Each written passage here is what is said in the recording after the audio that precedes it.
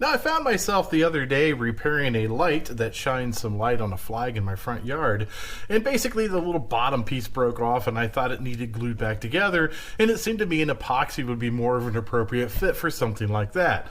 Now, I use this quick steel a lot. It works actually really well, but it is an epoxy, so you have to mix it.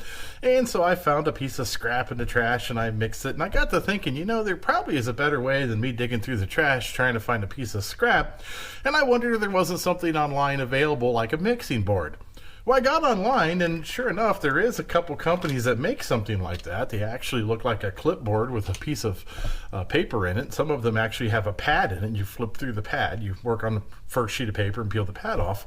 And I thought, well, that's kind of silly. I can just buy a clipboard and put a notepad in it. I'd have the same thing. Well, then I got to thinking, wouldn't it be cool if you had something like that that had a clip on the top and a clip on the bottom?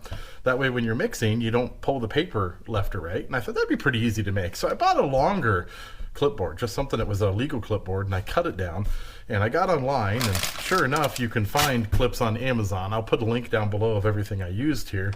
So I bought a bag of clips and I thought I'll just try to make one of these and see how well it works. And this is what I came up with, a pretty simple design, just two clips, top and bottom.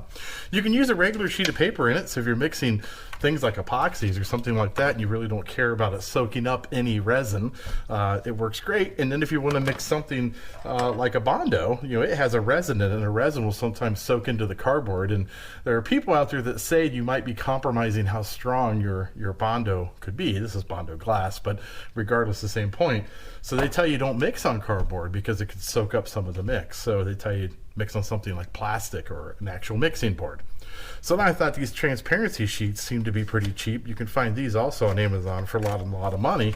And you can basically just sit one of these in a clipboard and mix on top the transparency sheet. And then when you're all done, just throw the sheet away. So Amazon sells these also. They're not a lot of money, just literally a few bucks for 100 of them. So you're not really out a lot of money by sacrificing a sheet of this to mix your stuff on.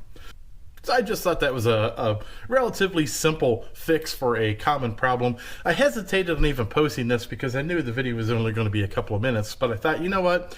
If a couple of you people out there make something like this and it works for you and it solves a problem, then the video is absolutely worth it. So if you like these types of videos, please like and subscribe. Take a look at some of my other videos and you might find something you yourself might want to build.